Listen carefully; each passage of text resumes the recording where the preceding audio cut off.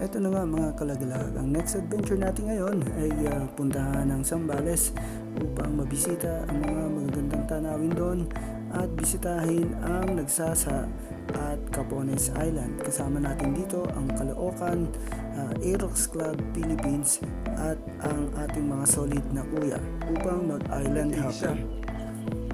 Ito isang parang beach campsite drop off. Ito, tapos dun mga kuya, dito ako. Hintay lang ako dito, hindi ko alam kung dito tayo pupunta. Dito na tayo sa tapos mamaya magbabangka tayo.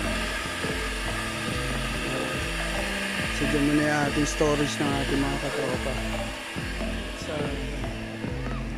pupunta natin. So siguro pupunta tayo dito sa mga island din. Pero di tayo dito mag-stay. So, sasakay.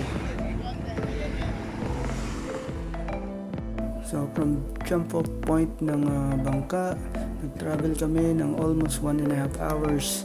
Mabuti na lang, walang masyadong alon. Nakarating naman kami ng Matiwasay. Medyo malayo lang Nagsasa.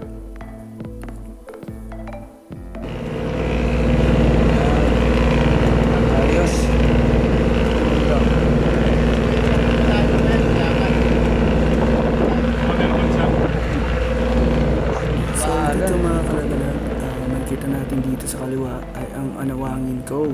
So medyo lalagpas lang tayo dyan kasi sabi ng ating mga guide, medyo marami daw tao dahil weekend. Ayan.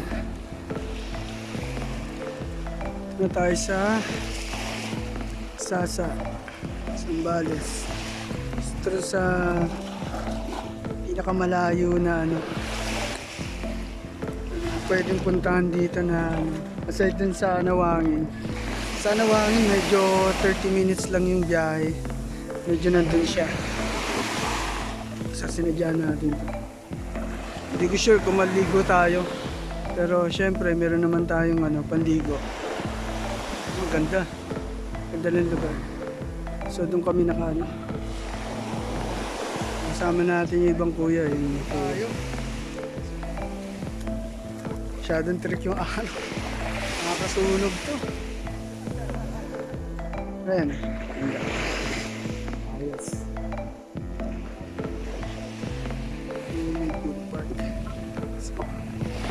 Mahaba ito siya. Gantun sa dulo. Pero buti hindi masyadong malakas yung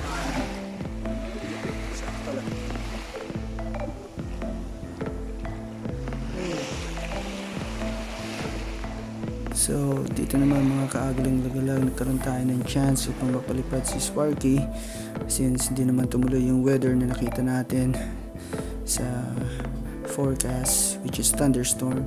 So, sinamantala na natin kunan yung magandang view na Nagsasa. So, guys, enjoy nyo na lang yung view. Keep on watching.